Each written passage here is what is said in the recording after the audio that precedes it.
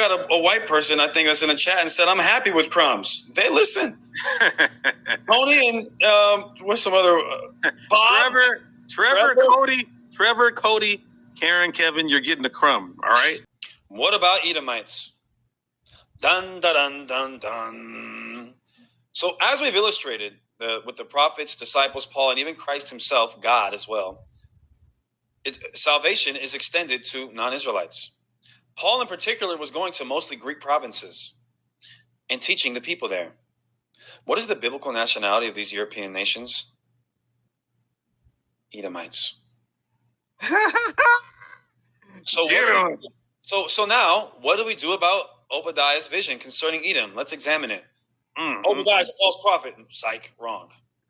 You guys can't deny that. You can't deny that Paul was going to bloodline Gentiles, and those were Greeks, Caucasian. You can't deny that Paul was going to bloodline Gentiles, and those were Greeks, Caucasian. You can't deny that Paul was going to bloodline Gentiles, and those were Greeks, Caucasian. You can't deny that Paul was going to bloodline Gentiles, and those were Greeks, Caucasian.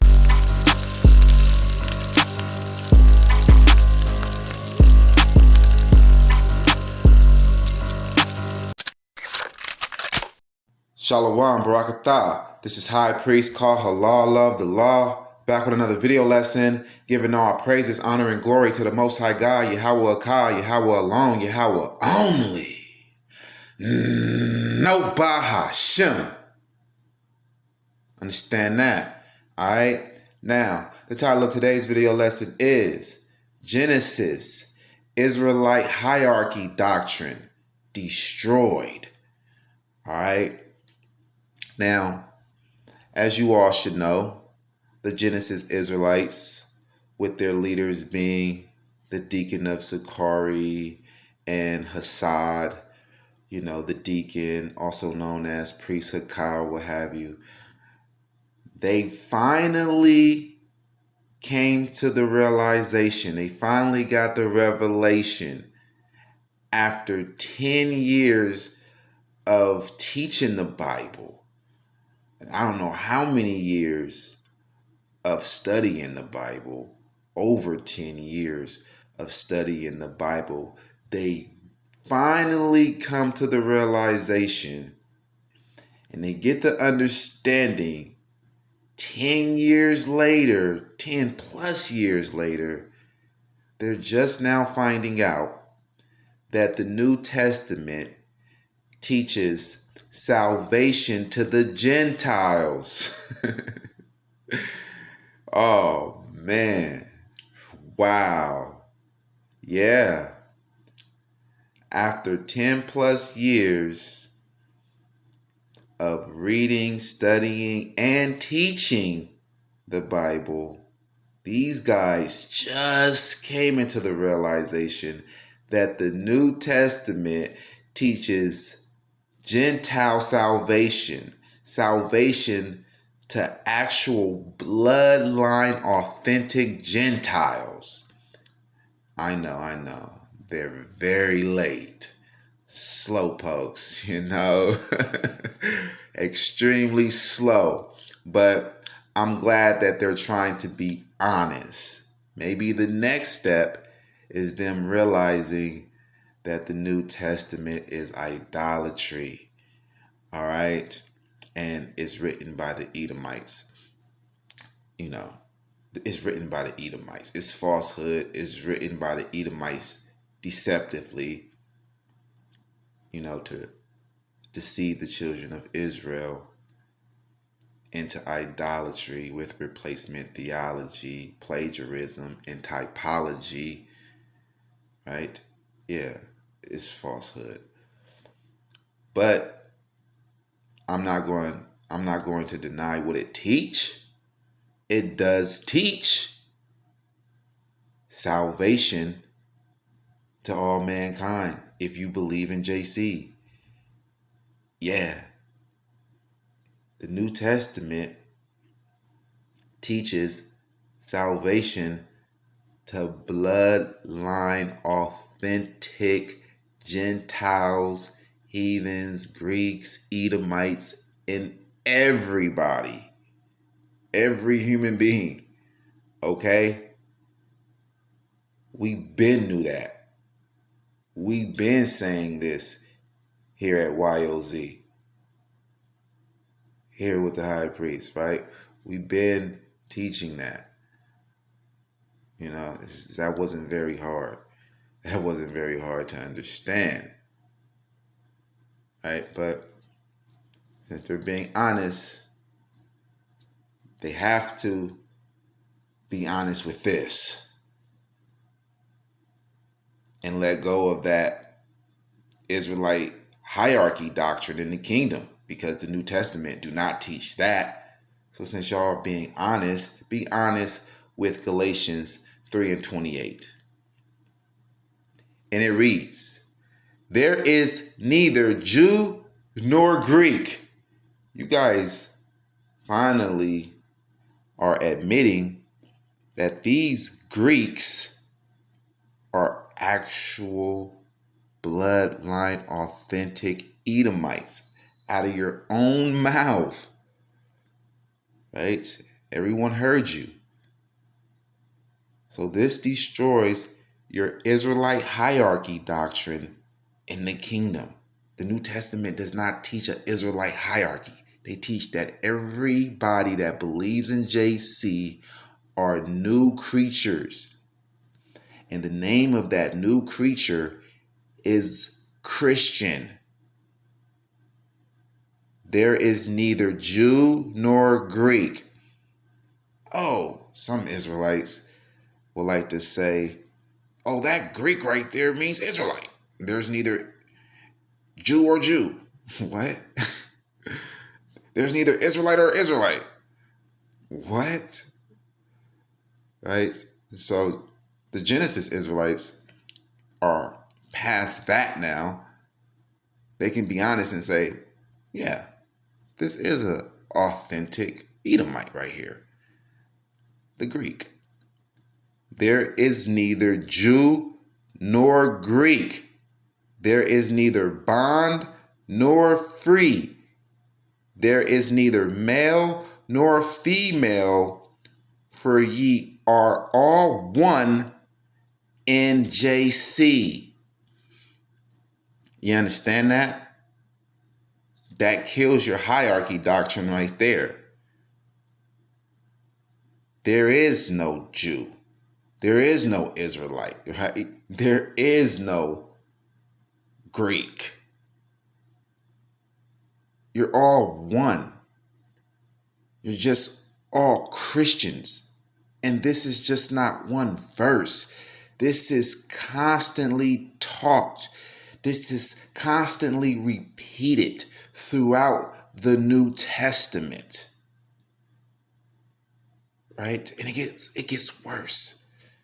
It gets worse when JC say it, because JC is trying to just throw out the Israelites altogether. And we're going to get to that. Right? But you have to admit, this kills your hierarchy doctrine. Right? And when you want to go to the verse that says, right,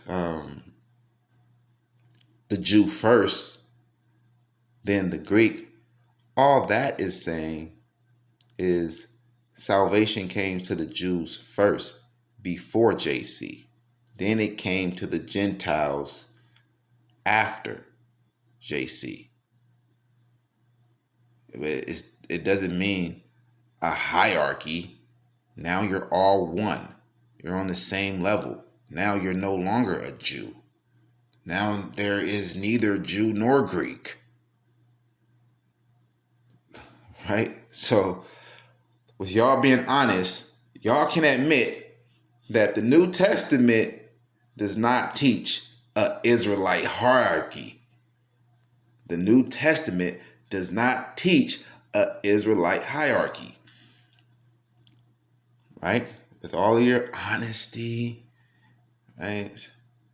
So that's good you're being honest. Right? After deceiving people purposely for all of these years and admitting that y'all been knew this. They admitted they been knew that the New Testament taught salvation for all mankind, for all human beings, for all nations. And they just finally admitted it, that they always knew it, but to just go along and get along and to keep getting money, they taught the One West doctrine that salvation in the New Testament is only for Israelites, right? So there's neither Jew nor Greek. Now, let's go to 1 Corinthians, and it says it again, right? We're going to go to 1 Corinthians.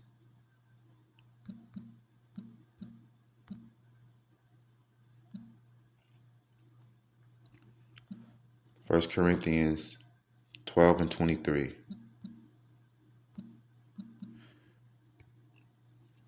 Because this is all over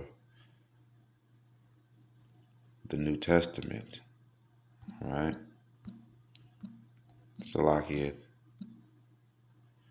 1 Corinthians 12 and 23.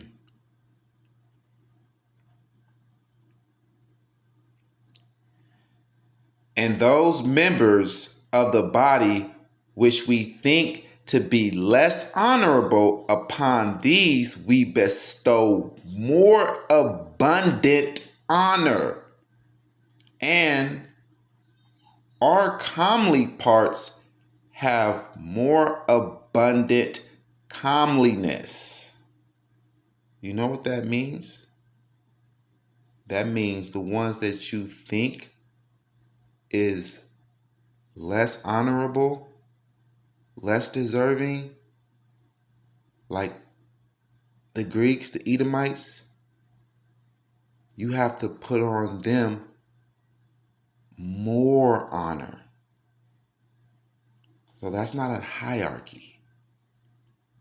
And those members of the body which we think to be less honorable, the Gentiles, the Edomites, upon these we bestow more abundant honor, and our comely parts have more abundant comeliness. For our comely parts have no need, but God has tempered the body together, having given more abundant honor to that part which lacked. So that is putting more favor on the Gentiles so that they are on more of a level to the Israelites. So they are on the complete same level as the Israelites. The Israelites don't get no favor because they already had the favor. Now you increase the Gentiles' favor to make them just as beautiful as the Israelites. That's what this is saying to you. All right? For our comely parts have no need of honor. But God has tempered the body together, having given more abundant honor to that part which lacked. So you're all equal. That there should be no schism in the body, but that the members should have the same care one for another. Right? Schism means separation. When there's a hierarchy, there's a separation. Right? You separate one from the other when there's a hierarchy in salvation. And the Gentiles are just vassals, and the Israelites are the leaders of the government. You dig? Being honest, you can understand that, right? There should be no schism in the body, but that the members should have the same care one for another. No separation, the same care. So if the Israelites are not enslaving each other, taxing each other, you have the same care for the Gentiles. There's neither Jew nor Greek. You have the same care for the Edomites. There's neither Jew nor Greek. This is what the New Testament teach. It doesn't teach a hierarchy, right? It tells you right here that there should be no schism in the body. The Gentiles are part of the body of JC, but that the members should have the same care one for another, right? The Israelites are not taxing other Israelites in the kingdom. So the Israelites are not taxing vassals and Gentiles in the kingdom. The same care, no separation, even on the same level, one. Right? And we can go get another one. Let's go to Colossians.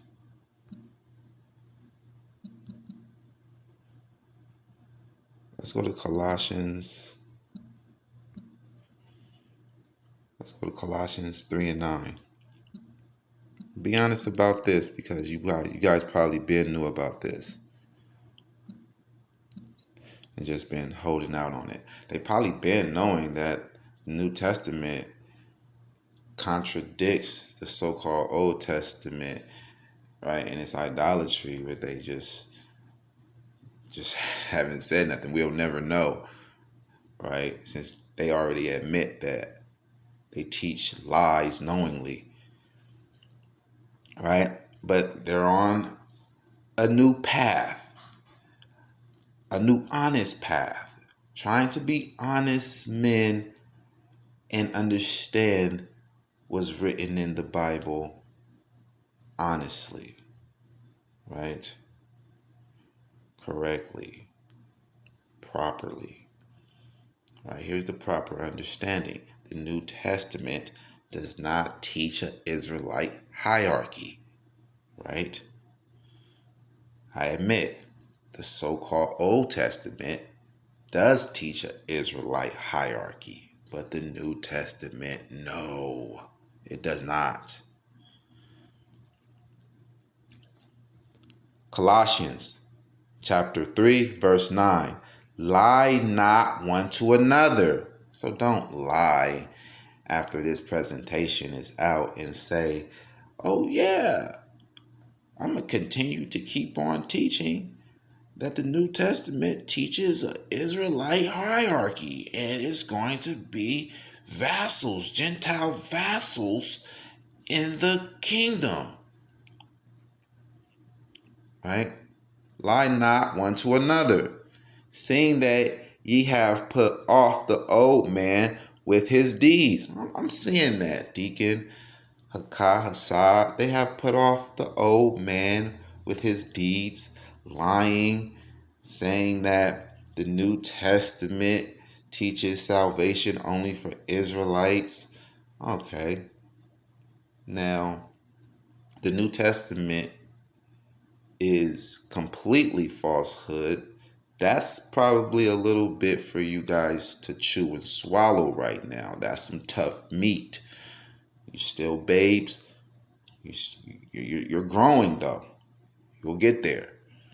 Because we've been knew this. We've been knew that the New Testament teach that Gentiles are on the same level as Israelites. We've been knew that the New Testament teaches salvation for everybody on the earth. All right. Lie not to one another, seeing that ye have put off the old man with his deeds, right? And have put on the new man, which is renewed in knowledge after the image of him that created him, where there is neither Greek nor Jew. It's all right. So now you're coming into your honesty of realizing that the Gentiles can be saved in the New Testament. Coming into that knowledge, where there is neither Greek nor Jew. You have to come into that knowledge as well, that there's no hierarchy taught in the New Testament. It says it right here again, where there is neither Greek nor Jew, circumcision or uncircumcision, barbarian, Scythian, bond, nor free, but Christ is all and in all. It's only a JC hierarchy. It's JC over everyone. He's in all and he's above all and he's over everyone. He's the new most high in the New Testament. He even replaces the most high, right? Matthew 28:18. All power, all means all power in heaven and in earth. Well, dang. All means all, right? Well, he has all the power now, right? Can you be honest? You're on this new path of honesty. Reading it for what it says and understanding what it says, right? Where there is neither Greek nor Jew, circumcision nor uncircumcision. So that's lawlessness. You are supposed to get circumcised and come into the covenant of Abraham, Isaac, and Jacob that the Most High God has with Abraham, Isaac, and Jacob, right?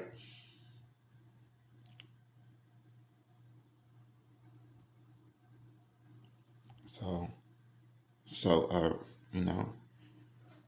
read it and weep, and then get yourself together and stop teaching that the Israelites are a hierarchy over the Gentiles because you believe in the New Testament. So stop teaching that, right? So we're going to go to, because it's all over the New Testament, man. We're going to go to Romans 3:29.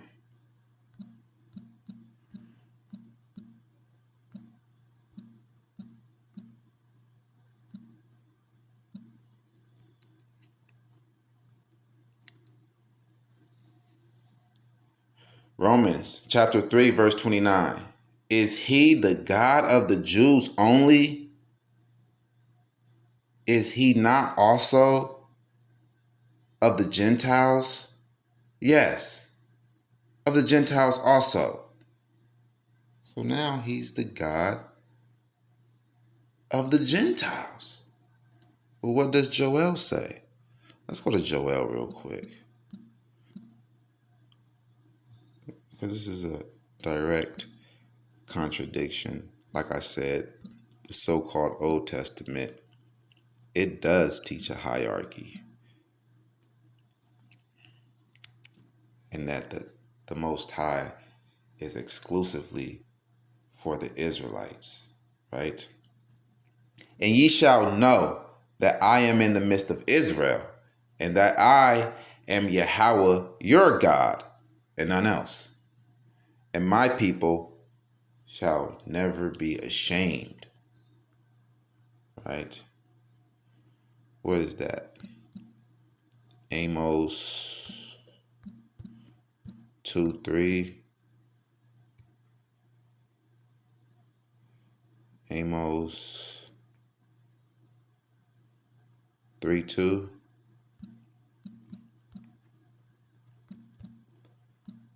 Amos 3:2.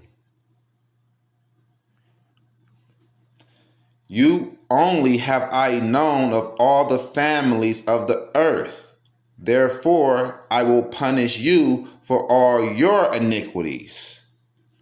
There you go. You only have I known of all the families of the earth. Therefore, I will punish you for all your iniquities. That's right. That's why we're the ones in captivity right now, right? And everyone else is in their own nation, living it up, living how they want to live, treating their citizens how they want to treat their citizens, treating their people how they want to treat their people, but still they're in their own land, doing their own thing, while we're punished here in exile, in captivity, or what have you, right? But yet, Gentiles can be saved,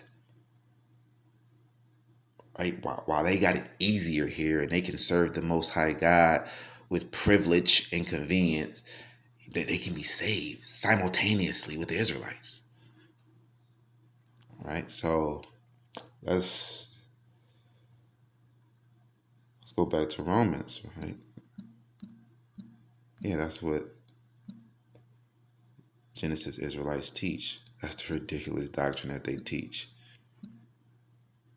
We're suffering here, trying to keep the commandments under all kind of oppression, not in our own land, not in the comfort of our own land. And we still got to keep the commandments in order to make the kingdom. But yet these Gentiles that the Most High God don't punish, and he really, wait to give them their punishment, and they can be saved simultaneously as us while they're here on the same earth as us, serving him in all of their safety, comfort, and privilege. Make it make sense. How is that fair? Right? Romans 3:9. What then? Are we better than they? No, in no wise. For we have before proved, both Jews and Gentiles, that they are all under sin. Right?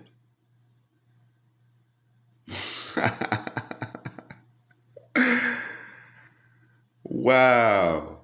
I didn't even mean to go here. I meant to go to Romans 3:29. I went to Romans 3:9, and look what it says. What then? Are we better than they? No, you're not better than a Gentile. In no wise, in no way. For we have before proved, both Jews and Gentiles, that they are all under sin. Right? Oh, that's the spirit. All praises to the Most High God, because I didn't even plan on going here. All praises to the Most High God is saying something now, like, right? Yeah. Praise Yahweh. Yahweh be praised. Right?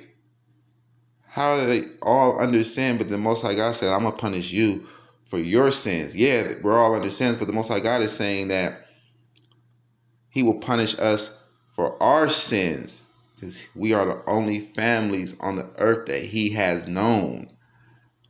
Right? They get punished later. Right? So are we better? Yeah. But the New Testament says we are not better in no wise. Right? They're not under the same sin conditions that we are under, because, we get punished right away. They get punished later. right? And they can sin and prosper and thrive in wickedness. We can't. As the world can see, we're in captivity, right? As the scriptures prophesied, right? I wanted to go back to Romans 3:29. It just says that you are no better than a Gentile. It just says it right here, Romans 3:9. The Jews are not better than Gentiles. Right? 29. Praise Yahweh for that. Is he the God of the Jews only? Well, in the so-called Old Testament, yeah, he is. Is he not also of the Gentiles? Yes. And of the Gentiles also. Right? So we're going to go to Romans 10:12. How could you miss this? You're so cocky in the knowledge that you do have, this newfound knowledge that you have that the Gentiles can be saved. You teach it with so much confidence, arrogance, and cockiness and assurance, like you've been teaching it your whole life or something. Just yesterday you were teaching that the New Testament does not teach salvation for the Gentiles. And now today you're teaching that, oh, well, yeah, the New Testament does teach salvation for the Gentiles, and you're all cocky and arrogant with it, like you've been teaching it for years. It's a fucking clown show, man. Like, humble down, man. Like, right? Damn, bunch of cornballs, man. Romans 10:12. For there is no difference between the Jew and the Greek. There's no difference. For the same Lord over all is rich unto all that call upon him. This destroys Genesis Israelite hierarchy doctrine. This shatters it. It completely annihilates it. Your hierarchy doctrine is demolished. It's burnt up. It's washed out. This hit it with a tsunami, tidal wave. Whew, cleared it out. Now, admit and stop teaching it, because you want to be honest. Since we're being honest here, right? For there is no difference between the Jew and the Greek, right? And since I'm shadow banned, they can try to say that they didn't hear this message, and even though I'm going to tag them, right?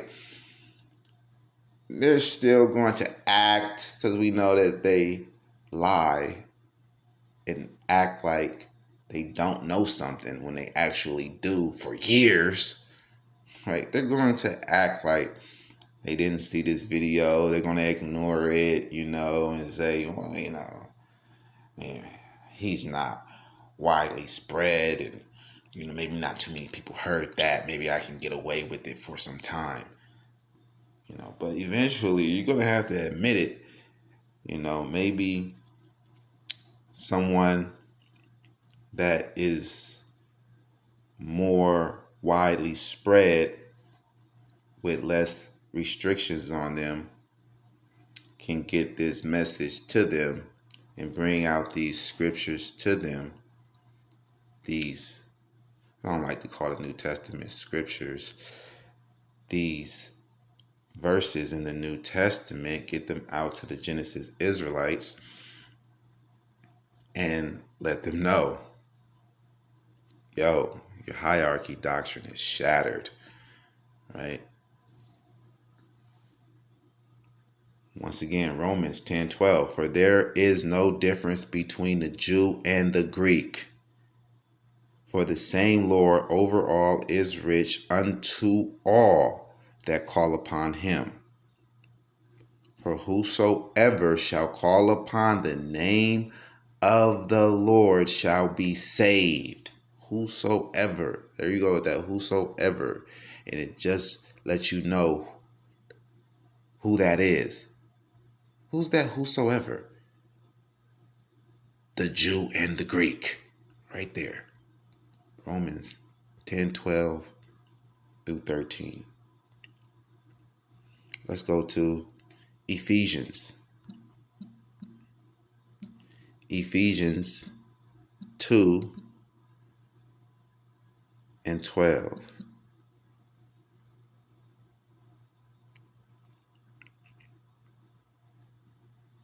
Ephesians chapter 2, verse 12.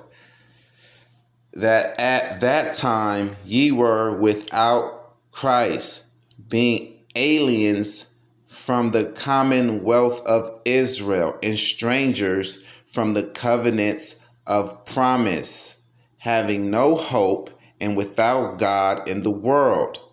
That's why it was saying the Jew came first. The Jew first, then the Greek. Because of this right here, he's saying that, okay, salvation came to them first, but now since JC came, salvation is come to the Gentiles. The same salvation. It's not a hierarchy, as we read, and we're going to continue to read. That at that time ye were without Christ, being aliens from the commonwealth of Israel and strangers from the covenants of promise, having no hope and without God in the world. But now in JC, ye who sometimes were far off are made nigh by the blood of JC. For he is our peace, who has made both one. You're one with a Gentile. Genesis Israelites are one with Gentiles. Everyone who believes in the New Testament are one with Gentiles. Because, right, this is the proper teaching. And Genesis have that part of the proper teaching of the New Testament. Just because you say you believe in the New Testament, but you lie on it and you twist it, doesn't mean that you can escape what it actually teach. By default, you're under this because you say you believe in the New Testament. You're under its proper teachings, even though you lie and twist it, right? Especially since you claim you're so knowledgeable. Yeah, you're under this, right? It says, for he is our peace, who has made both one. So all of the One West camps, GMS included, you're one with Gentiles, the same, and has broken down the middle wall of partition between us. There's no difference. Having abolished in his flesh the enmity, even the law of commandments. JC even abolished the commandments, right? Because it was a commandment that, Salakia, it was a commandment to never forgive Amalek, right? It was a commandment to never forgive Moab, right? So all the commandments is abolished. It says it right here, right? That's plural. Commandments is plural here. That's the law of sacrifice. Look, is plural. The law of sacrifice is one law. This is plural. Law of commandments. The S makes it plural. Contained in ordinances, a written law, written laws, with the S on the end, making it plural. For to make in himself of twain one new man, so making peace. You know what that means? There's neither Jew nor Greek. You are all a new man, which is a Christian. Pack it up. Go join vocab in them. Just be honest. It's good that the Most High God is stirring up this in the Israelite community now.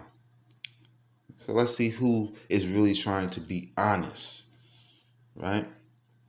And that he might reconcile both unto God in one body by the cross, having slain the enmity thereby, right? So all of the beef that the Edomites had with the Israelites, you know, JC has took that away. Now everyone is one. And came and preached peace to you which were afar off, and to them that were nigh. For through him we both have access by one Spirit unto the Father. Now therefore ye are no more strangers and foreigners, but fellow citizens with the saints and of the household of God. No, you're vassals. You're vassals in your own land. Fellow citizens. Everyone knows what that is? They're Israelites, basically. Right? But there's no more Israelites. There's neither Jew nor Greek. They're all Christians. They're all one people, one nation, under JC. Now, therefore, ye are no more strangers and foreigners. Oh, the strangers and the foreigners, they're going to be vassals. No, they're not going to be vassals. They're going to be no more strangers, no more foreigners, but fellow citizens with the saints in the household of God. They just hijacked, you know, or attempted to hijack the Israelite God in the Israelites covenant, right? There you go, right there. It's not a hierarchy, it's a hijack. Right? So let's go here. Matthew, since they are being honest, and I did hear Deacon say that Matthew 8 is about a Roman, right?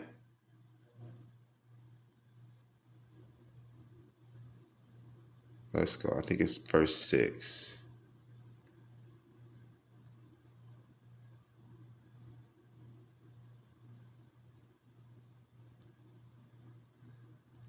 All right, let me see.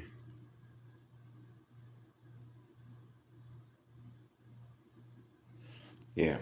Matthew 8 and 5. And when JC was entered into Capernaum, there came unto him a centurion beseeching him. Okay. And when JC was entered into Capernaum, there came unto him a centurion beseeching him. Now that centurion is a Roman general, a Roman soldier. And the Genesis Israelites are admitting that this centurion, this Roman commander, Roman general, Roman soldier, is an actual bloodline, authentic Edomite. Right? And saying, Lord, my servant lieth at home sick of the palsy, grievous and tormented. All right. So let's read that again. Slow it down. All right. Genesis Israelites are teaching that this centurion here in Matthew 8 is a Edomite. Other One West camps are still trying to stick to that this centurion is an Israelite. He's just an Israelite in the Roman army. No, it's not that. Genesis Israelites are right that this is an authentic Edomite. This is a Gentile. This is a Roman. Right? It says what it says, and it is what it is. Matthew 8:5. And when JC was entered into Capernaum, there came unto him a centurion beseeching him, and saying, JC, my servant lieth at home sick of the palsy, grievously tormented. And JC says unto him, I will come and heal him. And the centurion answered and said, JC, I am not worthy that thou shouldest come under my roof, but speak the word only, and my servant shall be healed. For I am a man under authority, having soldiers under me. And I say to this man, go, and he goeth, and to another, come, and he cometh, and to my servant, do this, and he does it. When JC heard it, he marveled. Wow. like he just heard something that was just so awesome, so amazing. Like, what? Or whatever. When JC heard it, he marveled and said to them that followed, verily, I say unto you, I have not found so great faith, no, not in Israel. So if this man was an Israelite and he knows that JC is Lord, right, then he wouldn't be considered a Gentile. He's already into the knowledge about JC. He has the faith in JC, right? So why would the New Testament text write him in as a centurion, as a Gentile? Right? Now, you can argue that. But what you can't argue is that he says he have not found this great faith, not in Israel. Okay? Can't argue that. If he was an Israelite, then the faith would be found in Israel because he's an Israelite. He's a part of Israel. But he's an Edomite. That's not a part of Israel. So JC is saying, that's why he's saying this. Verily I say unto you, I have not found so great faith. No, not in Israel. No, not in Israel. And I say unto you, that many shall come from the east and west and shall sit down with Abraham and Isaac and Jacob in the kingdom of heaven. Wait, what? Oh no, say it ain't so. A Gentile? A Edomite? Sitting down with our forefathers in the kingdom of heaven?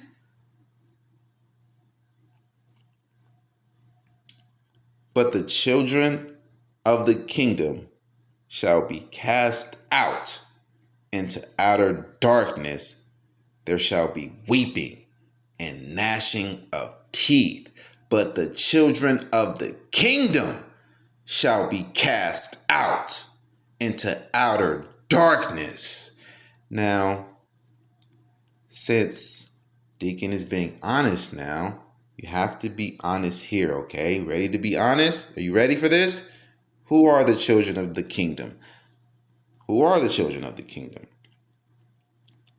Deacon would like to say that these are the wicked Israelites. And they're being cast out of the kingdom for good Gentiles, for good Edomites, right? Well, let's find out who are the children of the kingdom, right? Let's find out who JC says the children of the kingdom is, because we could listen to Deacon, but I mean, Deacon, his words are not written in the book. Let's go and see what the book says.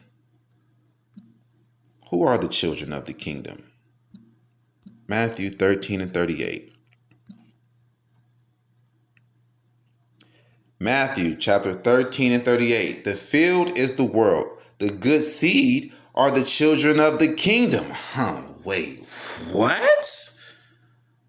The good seed are the children of the kingdom. Boom. There you go.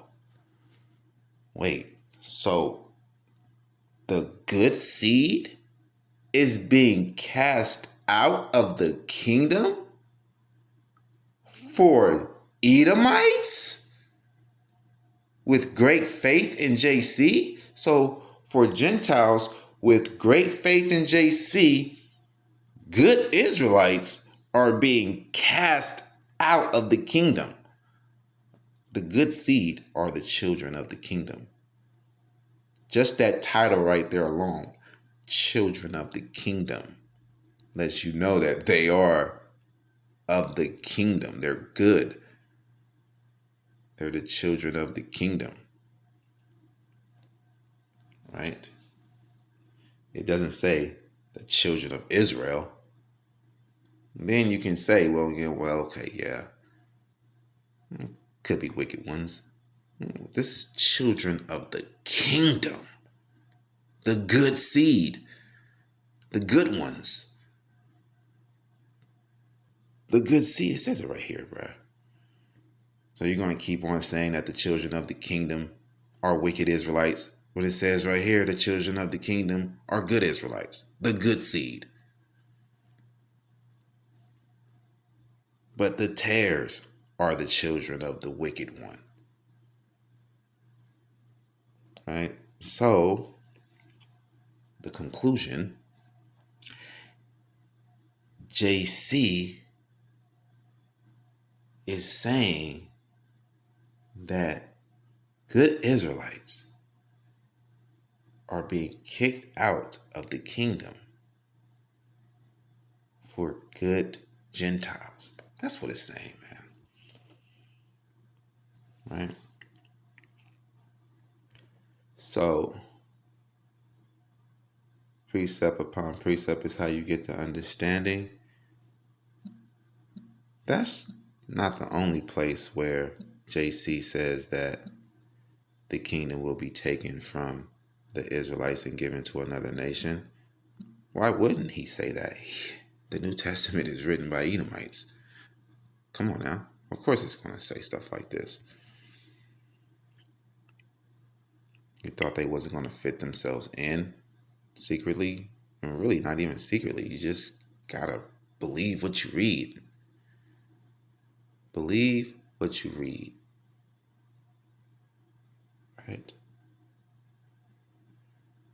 A lot of people just read what they believe. You got to believe what you read. don't read into a doctrine, right? So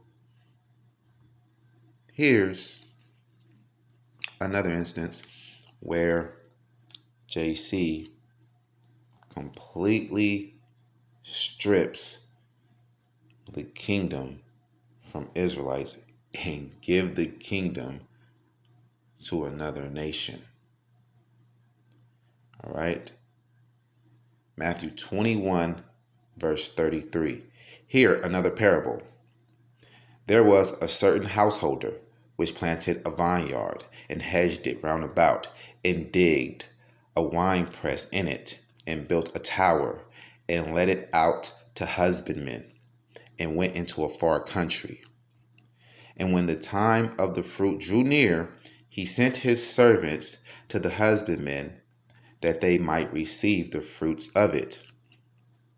And the husbandman took his servants and beat one and killed another and stoned another.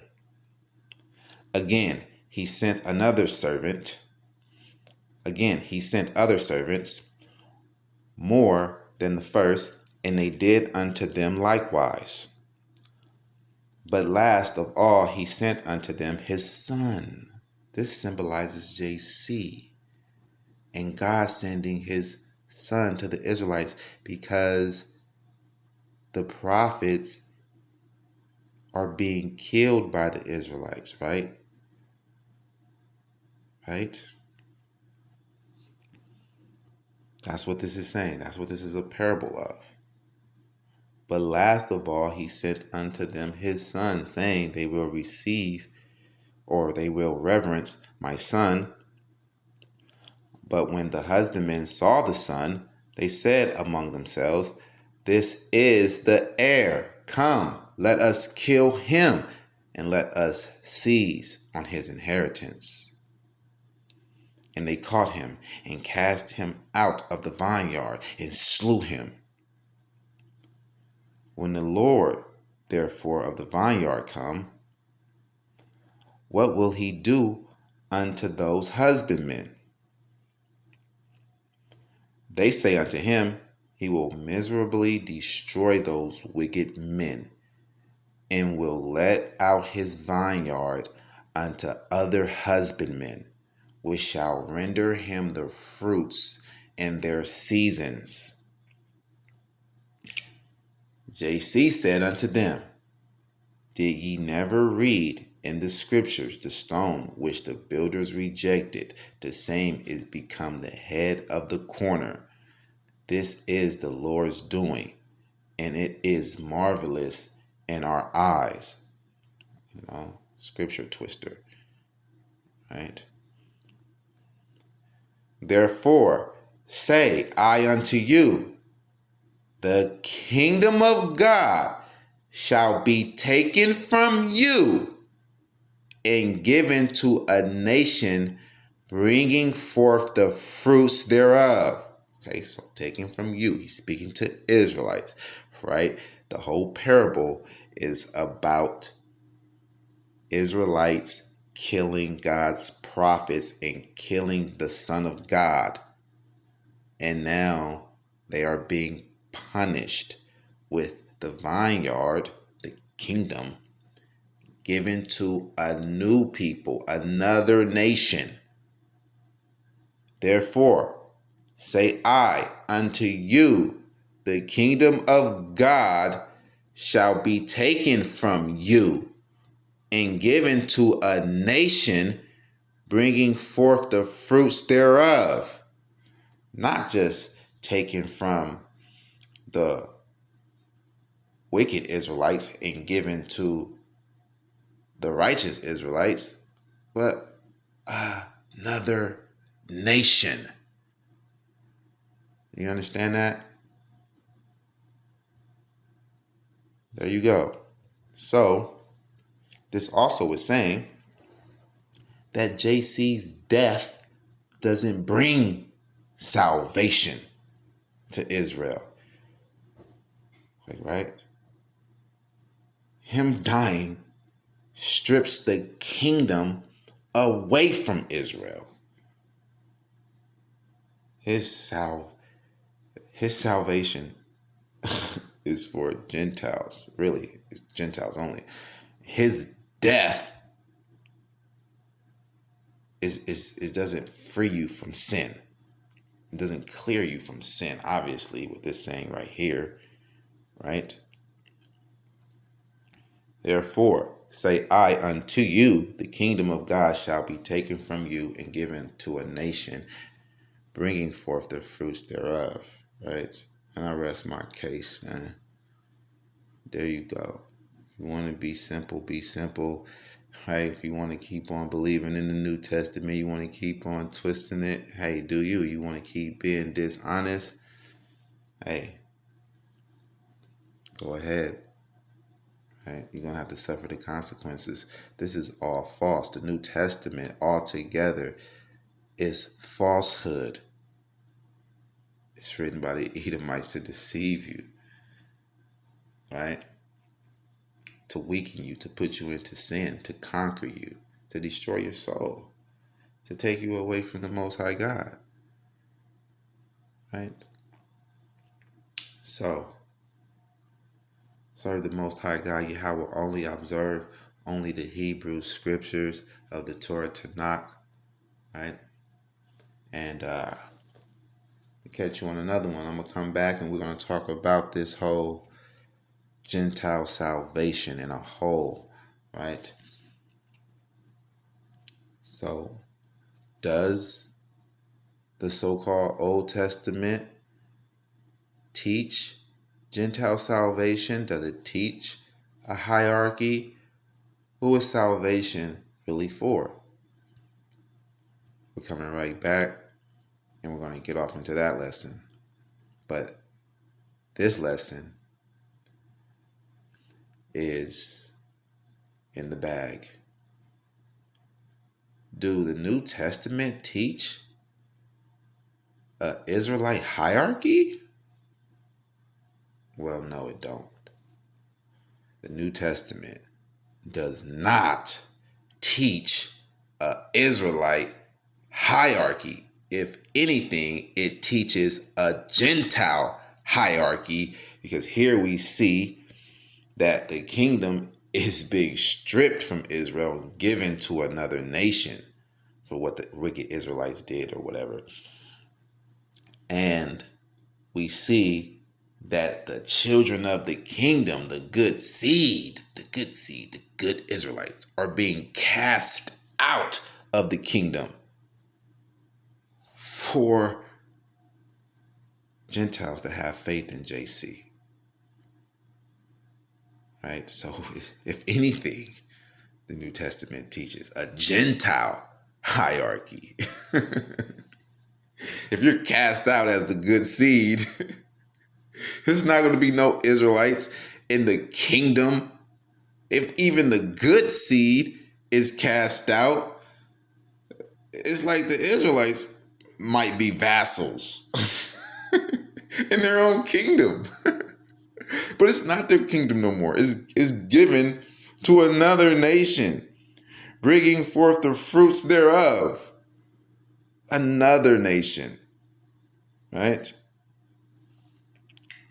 There you go. Taken from you, given to a nation, bringing forth the fruits thereof. Simple.